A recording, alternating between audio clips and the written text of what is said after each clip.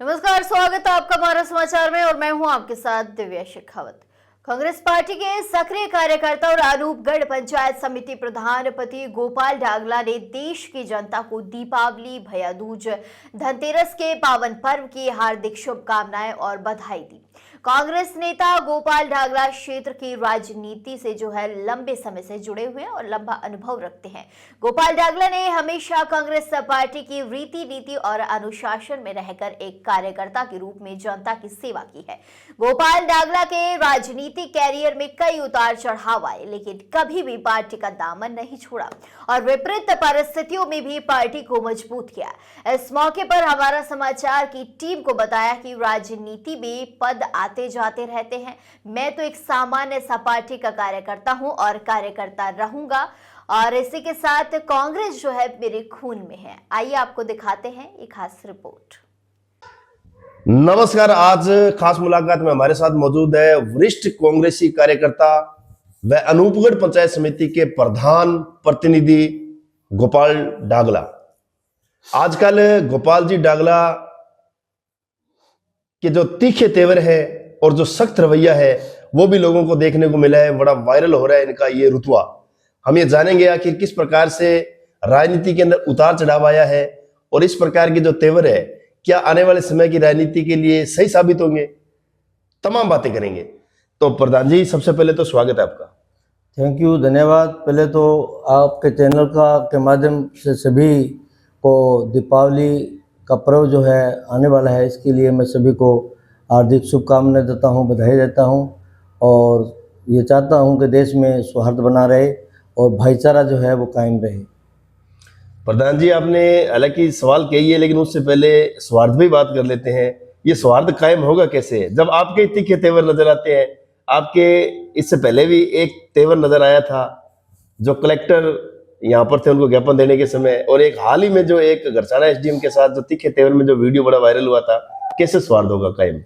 देखो, ये है कि देश में लोकतंत्र है और लोकतंत्र की परिभाषा ये होती है कि जनता द्वारा चुना हुआ व्यक्ति लोगों के हित में काम करे। बिल्कुल। और आप उस दिन रमेश जी आप नहीं थे, विकास जी थे, सारे थे वहाँ। तो अगर जो जनता द्वारा चुने हुए जनप्रतिनिधि है, अगर उनका ही मान सम्मान नहीं करे, उनकी सुनाई अगर नहीं हो तो आम जन की सुनाई क्या होगी? उसी को लेकर के हम थे कि हमारे आईजीएनपी में 2 समूह में पानी चलाने की बात थी और जो मूंग की ऑनलाइन जो गिरदावरी उन्होंने चालू की है उसके संबंध में हम ज्ञापन देने के लिए गए थे कि मूंग तो बाजार में आ गया है और अभी तक गिरदावरी नहीं हुई है तो लोगों को लाभ कैसे मिलेगा, सरकारी खरीद कैसे होगी? उसके संबंध में हम गए और हम वहाँ करीब घंटा बार खड़े रहे एसडीएम साहब के, और एसडीएम साहब अंदर बैठे हैं, कोई काम नहीं है और बाहर आकर के ज्ञापन नहीं ले पाते। तो अगर जनप्रतिनिधियों की सुनाई नहीं होगी तो आम जन की सुनाई वो क्या करेंगे? इसी को लेकर के वो उस दिन बात हुई थी। हमारा कोई एसडीएम कोई भाई है, हमारा कोई दुश्मन नहीं है और उनका भी काम है कि वो जनता के हित में काम करे, जनता आम जन की सुनाई करे। उसको लेकर के हम गए थे और वो जब नहीं सुनेंगे तो हम उनके साथ क्या करेंगे? यही तो होता है कि भी आप जब जनप्रतिनिधियों को सुनाई नहीं करो तो आम जन की आप क्या सुनाई करें? उसके लेकर के हम गए थे और वो नहीं हुआ। उससे पहले आपने देखा कलेक्टर साहब के भी, तो कलेक्टर साहब के भी इसी बात को लेकर थे। हम 1 घंटे तक हमारी विधायक जो थी वो बाहर खड़ी थी, हम जो पार्टी के कार्यकर्ता थे वो सभी लोग हम बाहर खड़े थे और 1 घंटा तक गर्मी का समय था, बाहर हम खड़े रहे और कलेक्टर साहब बाहर नहीं आके बात नहीं सुन रहे हमारी। तो हम क्या करेंगे? यही कहेंगे कि आप क्यों नहीं सुनाई करते लोगों की? अगर हमारे साथ इस तरह का व्यवहार है तो आम जन के साथ आपका क्या व्यवहार रहेगा? उसी को लेकर के वे थे। कोई हमारा कोई वो हमारा भाई है, हमारे बेटे समान था, मेरे को एसडीएम था, ये कलेक्टर साहब थे, तो हम आराम कोई उनके साथ कोई वो नहीं था कि हम उनके साथ कोई झगड़ा फसाद करें या कोई ऐसा नहीं था। हम तो ज्ञापन देने के लिए गए थे और ज्ञापन में जब हमारी सुनाई नहीं हो तो हम क्या करेंगे? उनको कहेंगे भी आप जनता द्वारा जो सरकार चली है उसके आप नुमाइंदे हो सरकार के, तो आप हमारी आगे बात सुनो ताकि लोगों के काम हो। इसी लोगों के हित में काम करने के लिए हम गए। अच्छा डागला जी, लंबा अनुभव है आपका और इस इलाके के एक सक्रिय कार्यकर्ता के रूप में आप काम करें और मतलब काफी लोग आपसे सीखने का प्रयास करते हैं। तो जो जिस प्रकार का ये मतलब जो तेवर आपने बताए या जो तेवर देखने को मिले हैं, तो क्या ये विपक्ष में होने की वजह से है या फिर इसका कोई अलग संकेत है? नहीं, पक्ष और विपक्ष दोनों ये चाहते हैं कि आमजन के काम हो, जनहित में काम हो, और नौकरशाही जो है आज जो हावी हो रही है वो हावी नहीं हो। ये हमारा दायित्व बनता है, चाहे वो किसी भी पार्टी का कार्यकर्ता हो, किसी पार्टी का लीडर हो, वो ये चाहते हैं कि लोगों के काम हो। अगर वो काम नहीं कर रहे हैं तो हम उनको पर अंकुश लगाने का प्रयास करें, और उसी को लेकर के जो भी होता है वो हम कर रहे हैं। लेकिन डागला जी, जनता तो कह रही है ना तो यहाँ पर विपक्ष नजर आ रहा है और ना ही यहाँ पर कोई पक्ष नजर आ रहा है, लेकिन फिर नजर आ क्या रहा है? नहीं, ऐसा नहीं है कि विपक्ष कमजोर है, विपक्ष कहीं कमजोर नहीं है। हो सकता है कि सामंजस्य नहीं हो थोड़ा बहुत, तो हम प्रयास कर रहे हैं। मेरी परसों ही बैठ करके विधायक साहब से बात हुई थी कि हमें एक बड़ी मीटिंग बुलानी चाहिए कार्यकर्ताओं की, और जो कार्यकर्ता हमारा हताश होकर घर बैठा है हम उनको साथ में जोड़ें, और जोड़ करके जो उनकी समस्या है उनको पहले तो हम सुने, और उसके बाद में हम सरकार के आगे बात रखें, और वो प्रयास हमारा जारी है। और आने वाला समय आपको विपक्ष तो हमारा वो कहीं कमजोर नहीं आएगा, नजर नहीं आएगा। हम एकजुट हैं और एकजुट होकर के इस लड़ाई को लड़ेंगे। नहीं, अभी आपने कहा कि सामंजस्य जो है वो नहीं है, तो सामंजस्य ऊपर हाईकमान में नहीं है या नीचे सामंजस्य नहीं है? नीचे भी हम प्रयास करें। कुछ होता है कई बार कि जो भी काम होते हैं पहले हमारा जो संगठन का मुखिया होता है,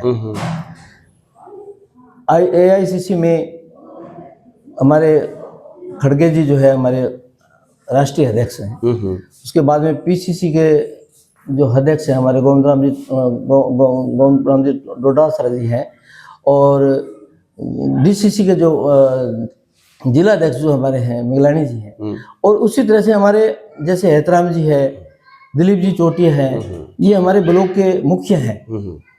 जो मुख्य जो हमारी पार्टी के जो मुखिया हैं वो ये लोग हैं। तो कम से कम जो भी काम हम करें उनकी राय से होना चाहिए, और पहले सभी को विश्वास में लें। तो ये कहीं हो सकता है कहीं विश्वास की हमारी कमी रही। पीछे आप देखें कि अर्जुन मेघवाल जी हमारे यहाँ आए, और चंद ही हमारे कार्यकर्ताओं ने उस बात को प्रेस कॉन्फ्रेंस बुला करके ये कहा कि हम जो है काले झंडे दिखाएंगे। बिल्कुल हमारा जिला टूटा है, इस चीज़ का दर्द है हमें, और सभी कांग्रेस को नहीं है, पूरे इलाके को दर्द है कि 12 साल हमने संघर्ष किया, और संघर्ष के बाद में जिला माननीय अशोक जी गहलोत साहब ने दिया, और धरातल पर सारे काम सभी ऑफिस खुल चुके थे, काम होने लगे थे, और जैसे ही सरकार चेंज हुई और उन्होंने जिला तोड़ दिया। इस चीज़ का दर्द तो चाहे वो भाजपा का कार्यकर्ता है, चाहे कांग्रेस का है, चाहे कम्युनिस्ट का है, जो भी है सभी को दर्द है। लेकिन डागला जी, आप दिन को है, सुनो मेरी बात सुनो, सभी को दर्द है। लेकिन उस दर्द को जाहिर करने के लिए सभी को साथ में लेके करना चाहिए। बिल्कुल सही बात है। कोई 2 आदमी कोई काम करते हैं तो वो काम सक्सेस नहीं होता। अगर वो सभी लोग हम एकजुट होकर के वो करते तो यहाँ हजारों की संख्या में लोग जेल भरते हैं, हम लोग निश्चित तौर पर एक बड़ी सौगात तो ये कमी रही। आपकी सरकार ने बड़ी सौगात दी इस इलाके को, जिला देना अपने में बड़ी सौगात थी, लेकिन भाजपा ने आते जिला खत्म कर दिया। और कहीं ना कहीं जो मतलब जिस प्रकार से आपकी सरकार ने सौगात दी उस प्रकार से आपके प्रयास भी नजर नहीं आए। अगर प्रयास विपक्ष करता और पक्ष जो है वो इसकी आवाज बुलंद करता तो मेरे ख्याल से शायद लोगों को कहना ये जिला पुनः आ जाता। नहीं, वो बात आपकी बिल्कुल सही है, सरकार सुनने वाली तो नहीं है ना। हमने किया था, जो हमारे सुरेश जी बिश्नोई है उनके नेतृत्व में हमने जब जिला टूटा तो भी हमने रोष प्रकट किया, और ये बिल्कुल आपकी बात दमदार है कि पूरे इलाके को सड़कों पर उतरना चाहिए था। ये बहुत बड़ी सौगात थी जो वापस इन्होंने ले ली, और ये व्यवस्थापूर्ण ढंग से इन्होंने सरकार ने काम किया। तो आप लोगों ने प्रयास ढंग से नहीं किए या फिर जनता को विश्वास में नहीं ले पाए? नहीं, जनता भी विश्वास में थी और हमारे प्रयास भी रहे, लेकिन ये सरकार सुनने वाले नहीं है। गूंगी बेरी सरकार है, पर्ची की सरकार है, ये सुनती किसी की नहीं है। आज देखते हो कि आपने देखा अभी भादरा में अरे किसान क्या मांग रहा है? पैसे लेकर के डीएपी मांग रहे हैं। और यूरिया मांग रहा है, और आज वो सड़कों पर डंडे खा रहा है। ये बहुत ही दुर्भाग्यपूर्ण है। मैं इसकी कड़ी निंदा करता हूँ कि ऐसा नहीं होना चाहिए। ये जो हम एक तो ये कहते हैं कि किसान जो है वो देश का अन्नदाता है, और अन्नदाता के साथ अगर इस तरह से करते हैं, वो क्या डीएपी खाने की चीज नहीं है, वो उपज पैदा करने के लिए है। और जब हमें खाद बीज स्प्रे जो है उस क्वालिटी की हमें मिलेगी तो उत्पादन बढ़ेगा। उत्पादन बढ़ेगा तो देश में अनाज पैदा होंगे। तो अनाज पैदा होंगे तो वो किसको लाभ मिलेगा? हमारे आम जन को लाभ मिलेगा। तो इस तरह की जो सरकार सुनाई नहीं कर रही है, डंडे बरसा रही है, लाठीचार्ज कर रही है, तो वो कहीं भी, मैं ये सोचता हूँ कि वो समाज हित में, देश हित में नहीं है। हम उसकी कड़ी निंदा करते हैं। अच्छा डागला जी, इतना लंबा अनुभव है आपको राजनीति का, हर प्रकार के पड़ाव आपने देखे हैं, क्या इस प्रकार का जो कार्यकाल है, इस प्रकार की जो स्थितियां हैं, वो आपके जीवन में पहले भी कभी आई थी? नहीं आई, बिल्कुल नहीं आई है। मैं तो हमेशा अटल बिहारी वाजपेयी जी की प्रशंसा करता हूँ कि एक समय ऐसा था, आप तो उस समय छोटे थे जब देश में अकाल पड़ा, विशेष करके राजस्थान में अकाल पड़ा, बरसातें नहीं हुई, नहरों में पानी नहीं आया था, और उधर कारगिल युद्ध स्टार्ट हो गया था। तो ये परिस्थितियां बन गई थी कि इस इलाके को अगर युद्ध होता तो हम लोगों को यहाँ खड़ा होकर के अन्य जगह शिफ्ट होना पड़ता। तो उस टाइम अटल बिहारी वाजपेयी ने पाकिस्तान को आंख दिखाई, और लाल आंख दिखाई, ठीक है ना, और पाकिस्तान उसमें झुका, और देश भी बचा, और लोग भी बचे। अगर उस टाइम अगर हमें पलायन नहीं करना पड़ता, ये हालात थी कि ट्रैक्टरों में डालने के तेल नहीं था, खाने के लिए अनाज की व्यवस्था नहीं थी लोगों के घर। तो मैं तो उनकी प्रशंसा करता हूं कि उन्होंने देश को भी बचाया और पाकिस्तान को भी झुकाया। आज आप देख रहे हो क्या हालात है कि माननीय मोदी जी बहुत बड़े बड़े लच्छेदार भाषण देते हैं, पाकिस्तान में जाकर के एक तरफ तो कहते हैं कि पाकिस्तान ये है वो है तो है, और एक तरफ जाके वहाँ बिरयानी खा के आते हैं। तो कहीं न कहीं मैं देखता हूँ कि हमारा जो आज जो है लोकतंत्र की जो हमारे प्रधानमंत्री जी है, जो लोकतंत्र दरबार चुन के हैं, वो मैं तो उनको कमज़ोर साबित करता हूँ कि वो कमज़ोर है। तो कमज़ोर है इसलिए ट्रफ आकर के यहाँ युद्ध विराम की घोषणा करते हैं। क्यों? आपने देखा इंदिरा जी को, बिल्कुल, वो जब वो वहाँ अमेरिका गई और उन्होंने, ट्रंप ने अगर 1 घंटे समय नहीं दिया तो वो खड़ी होकर वापस आ गई थी। वो कि हमें आपकी जरूरत नहीं है, मेरा देश सक्षम है और हम हमारी लड़ाई खुद लड़ेंगे। और उन्होंने लड़ी, और आपने देखा पाकिस्तान के 2 टुकड़े करके किए थे, और 90,000 सैनिकों को जो है हाथ खड़े करके और उनको समर्पण करवाया था। वो ये थी वो आयरन लेडी जिसने देश के लिए किया। बातें करने का कोई लच्छेदार भाषण दे दो, लच्छेदार भाषण देने से देश नहीं चलता।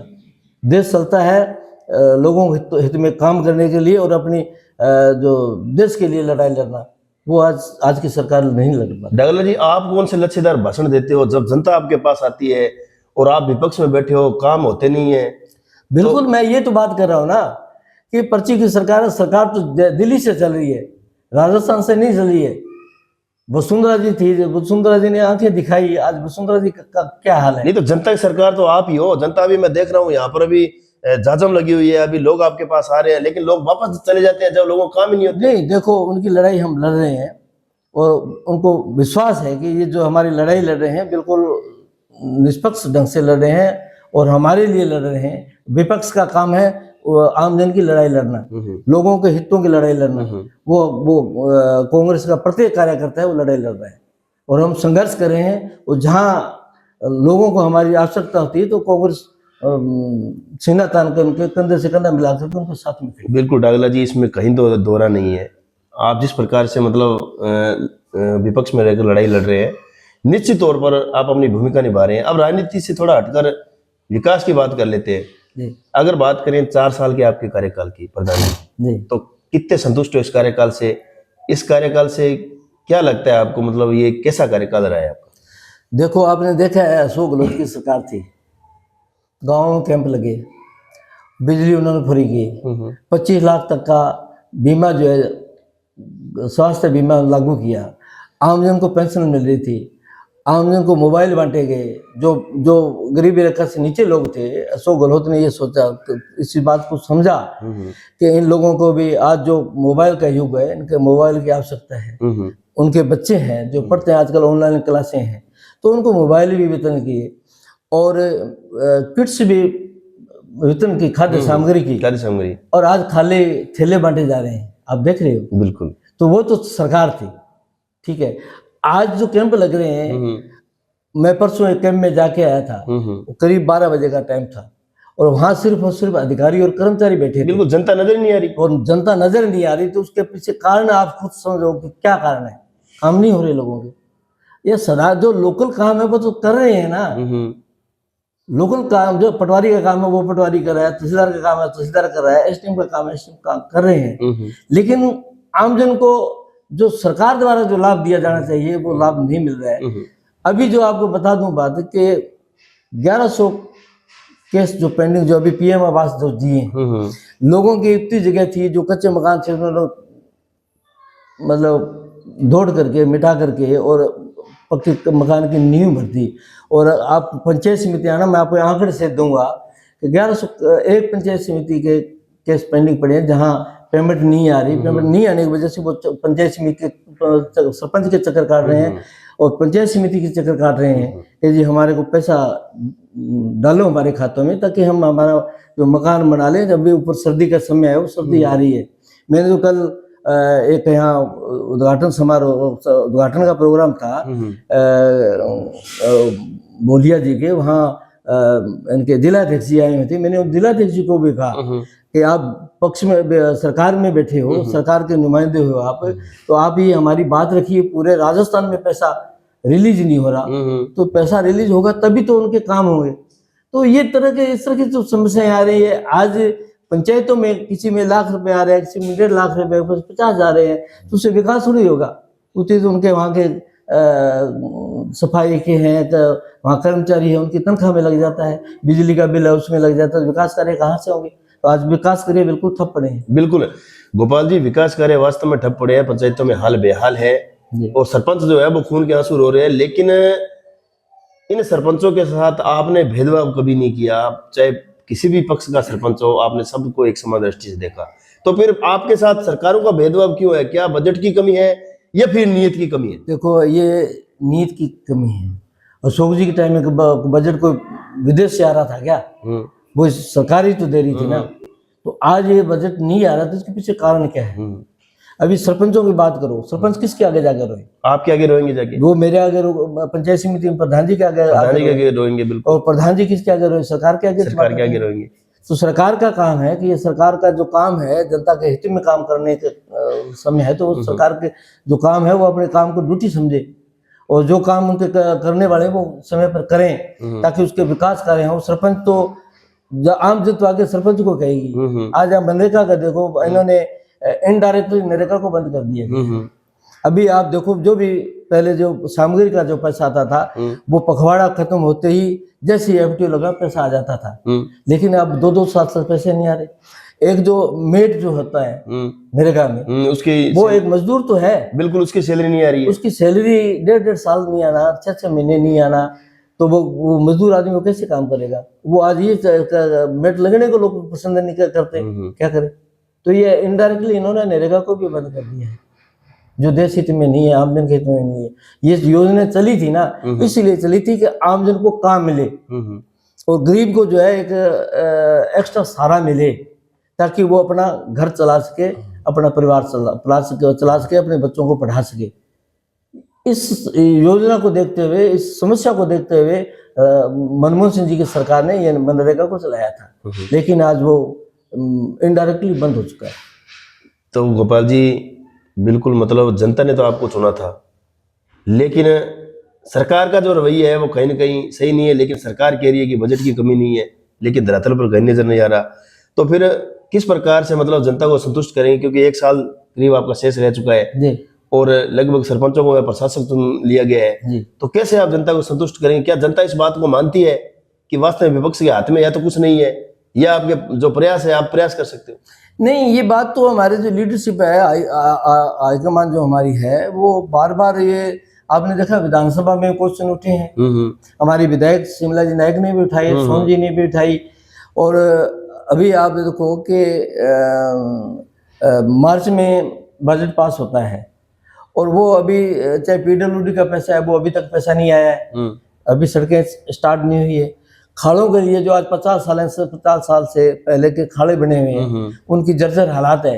किसान जो है ये उम्मीद रखता है कि मेरे खेत में पानी लगे और मेरे खेत में पानी लगेगी तो उपज होगी और उपज होगी तो मेरा परिवार चलेगा, लेकिन वो नहीं हो रहा है। धरातल पर आप देख लो, अभी तक कोई खाड़े स्टार्ट हुए हैं? कहीं आप फील्ड में घूमते हो, कोई खाड़ा स्टार्ट हुआ है क्या? नहीं हुआ है। तो इसी तरह जो है सरकार की जो मानसिकता वो मेरे हिसाब से सही नहीं है। अगर सरकार की मानसिकता सही हो तो धरातल पर सही समय पर काम हो और जो मशीनरी जो नीचे काम करने वाली है वो ढंग से काम करे। लेकिन वो सरकार की मंशा में जो खोट लग रहा है, तो वो चाह रहे हैं कि भी ठीक है डिक्टेटरशिप चल रही है तो चला रहे हैं। और वो चला इसलिए ले रहे हैं, आप देख लो हमारे राहुल जी बार बार इस बात को बोलते हैं। आपने देखा 65 लाख बिहार में वोट काट दिए गए हैं। और जो ईवीएम का आप जो खेल देख रहे हो उस किसी से छुपा हुआ नहीं है। तो कहीं ना कहीं देश में जो चल रहा है वो लोकतंत्र को खतरा है, संविधान को खतरा है और उसी की लड़ाई हमारे राहुल गांधी जी आपके सामने लड़ रहे हैं। तो आप ये तो नहीं कह सकते कि विपक्ष कमजोर है। हमारे डोटासरा जी बार बार जब भी समय आया तो इस बात को उठा रहे हैं कि जो राजस्थान की जो सरकार है वो गूंगी बेरी सरकार है, उसको जगाने का प्रयास जो है वो कांग्रेस के जनप्रतिनिधि वो कर रहे हैं। और वो आगे भी हम इस लड़ाई को जारी रखेंगे। हम बैठने वाले नहीं हैं, हम संघर्षशील लोग हैं और हमने संघर्ष देखा है, उस संघर्ष को हम जारी रखेंगे। और कहीं भी जहाँ सरकारी कमी है वही तो हम उजागर कर रहे हैं, वो हम बताने का प्रयास कर रहे हैं, सरकार को जगाने का काम कर रहे हैं ताकि आम जन के काम हो। लोग जो है आज अपने आप को जो ठगा हुआ महसूस कर रहा है इस सरकार को बना करके, तो उसको जगाने का काम जो है वो कांग्रेस कर रही है। कांग्रेस जगाने का काम कर रही है, कांग्रेस आगे प्रयास कर रहे हैं। गोपाल जी डागला आने वाले चुनाव में या आने वाले समय की राजनीति में क्या प्रयास कर रहे हैं? देखो मैं तो क्योंकि जनता अब आपको इससे भी बड़े लेवल पे देखना चाहती है। देखो गोपाल डागला तो पार्टी का कार्यकर्ता है। एक समय आया था, ठीक है ना, तो मुझे ये कहा गया कि यार भाजपा में कोई एससी का लीडर नहीं है, आप भाजपा ज्वाइन कर लो। तो मैंने ये कहा कि मेरे खून में कांग्रेस है, ठीक है ना। आज जो हमें जो दिया हुआ है मैं भूलने वाला नहीं हूँ। जो एससी समाज को कांग्रेस ने दिया, हमारे पास कहाँ जमीनें थी, हम तो भेड़ बालक थे, ठीक है ना। और 2-2 मरबे जमीनें उसमें अलॉटमेंट की। तो मैं ये नहीं कहता सिर्फ एससी को की, इंदिरा जी ने उस टाइम सर्व समाज को जो भूमिहीन लोग थे उनको जमीनें लौट की। और जो बात कर रहे हैं जो आईजीएनपी उस टाइम, आज तो मशीनरी का युग आ गया है, उस टाइम क्या था, ये जो है हाथों से खोद करके और किस तरह से इन्होंने पानी यहाँ लेके आए, आईजीएनपी नहर का निर्माण करवाया, आज उसकी रिपेयरिंग नहीं हो रही। आज आप देख रहे हो कितना पानी जो है पाकिस्तान को जा रहा है। वो पानी अगर यहाँ एक बढ़िया सा अगर डैम बना करके उस पानी की व्यवस्था की जाए तो राजस्थान में हरित क्रांति आ जाएगी। बिल्कुल डागला, किसान यहाँ का जो मालो माल हो जाएगा। तो ये जो उन्होंने जो काम करवाए उसकी आज रिपेयरिंग नहीं करवा रही है सरकार। डागला जी सवाल ये नहीं था, ये आपने कहा ये अच्छी बात है। सवाल ये था कि आपकी दौड़ अब आने वाले समय में कहाँ तक देखो मैं पार्टी का कार्यकर्ता हूँ, मैं पार्टी के लिए काम करता रहूँगा। पद तो आते जाते रहते हैं, मुझे पद की लालसा नहीं है। मैं 1995 में पहली बार पंचायत समिति डायरेक्टर रहा, बिल्कुल, और उस टाइम भी मैं प्रधान का दावेदार था। लेकिन मेरे भाई राम जी मेघवाल को टिकट दी तो मेरे साथ जितने भी मेरे समर्थक थे, मैंने कहा नहीं, एक वोट कांग्रेस को डालना है, और हमने डाला। और हमारे पास 19 डायरेक्टर थे और 29 वोट पड़े थे। मैं निर्दलीयों को साथ में और लेके आया था, बिल्कुल, ठीक है ना। और उसके बाद में फिर मैं 2006 में फिर मैं पंचायत समिति डायरेक्टर बना, मैं फिर भी प्रधान का दावेदार था। लेकिन मैंने उसका त्याग किया, हरिराम जी को टिकट दी, मैं फिर हरिराम जी के साथ में रहा। फिर उसके बाद में उपचुनाव हुआ, उपचुनाव में फिर मैं उस टाइम कांग्रेस का ब्लॉक अध्यक्ष था यहाँ, ठीक है, ठीक है। और मुझे सारे चाहते थे भैया प्रधान बनाए। प्रधान बने। लेकिन फिर मेरे से सीनियर थे हरिराम जी मेघवाल, उनको टिकट दे दी गई, तो फिर मैं उनके साथ रहा। और वो भी था कि जो हमारे वोट थे ना, उससे ज़्यादा हम वोट लेके आए, हम जीते और हमारा प्रधान बना। तो पार्टी का कार्यकर्ता हूँ मैं, पार्टी के लिए काम करता रहूँगा और पूर्व में करता रहा, आगे रहूँ। मेरे तो खून में ही कांग्रेस है। खून में कांग्रेस है जी, बिल्कुल। कहीं गोपाल जी, ये नहीं है कि भी बड़ा नेता बन जाएंगे या हो रहे, ये पद तो एमएलए बन जाते हैं, उस बाद में कोई हमेशा एमएलए रहता है क्या? लेकिन एक पहचान होती है, एक मेरी पहचान है कि मैं कांग्रेसी हूँ। ये मेरे लिए बहुत बड़ी गर्व की बात है और मैं कांग्रेस के लिए जिया हूँ और कांग्रेस के लिए जीता रहा हूँ। बिल्कुल गोपाल जी, अब अंत में तमाम जनता को, पूरे देश की जनता को दीपावली पर्व पर क्या शुभकामनाएं देंगे? मैं ये कहूँगा कि जो आज देश में चल रहा है, जातिवाद का जो माहौल चल रहा है, तो सर्व समाज को इस बात को समझना चाहिए। और मैं देशवासियों को शुभकामना देता हूँ कि हमें भाईचारा बना करके रखना है और जो आने वाला जो पर्व है इसको बड़ा धूमधाम से बनाएं।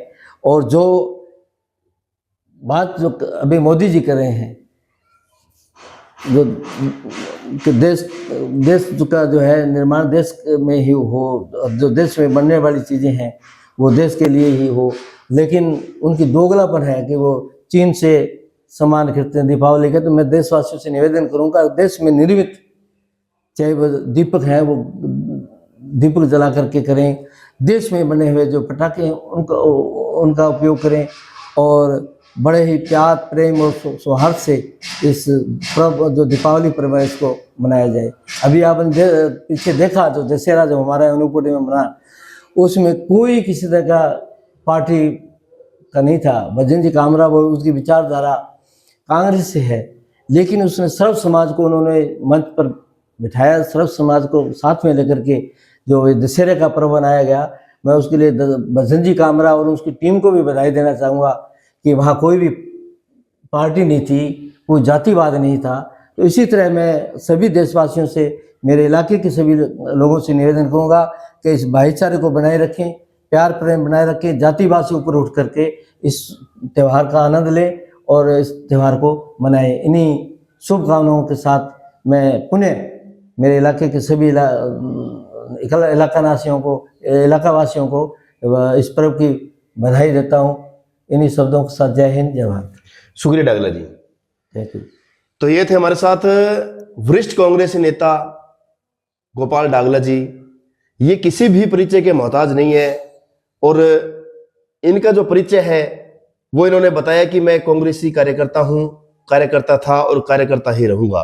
और इन्होंने कहा है कि मेरे अंदर कांग्रेस है जो हमेशा जिंदा रहेगी। वह साथ ही गोपाल जी डागला का जो कार्यकाल रहा है वो बहुत ही धरातलिक, मजबूत और शानदार कार्यकाल रहा है। और आज तक विभिन्न पदों पर रहते हुए भी इन्होंने खुद को कभी नेता नहीं समझा है और हमेशा त्याग की भावना के साथ जो है वो एक कांग्रेसी विचारधारा पर अटल रूप से चलकर इन्होंने कांग्रेस को यहाँ पर जो है वो जिंदा किया है। और गोपाल जी डागला ने कहा है कि पद आते रहते हैं, पद जाते रहते हैं, लेकिन लोगों के बीच में जो है वो स्नेह रहना चाहिए। दीपावली पर्व की आप सभी को ढेर सारी शुभकामनाएं।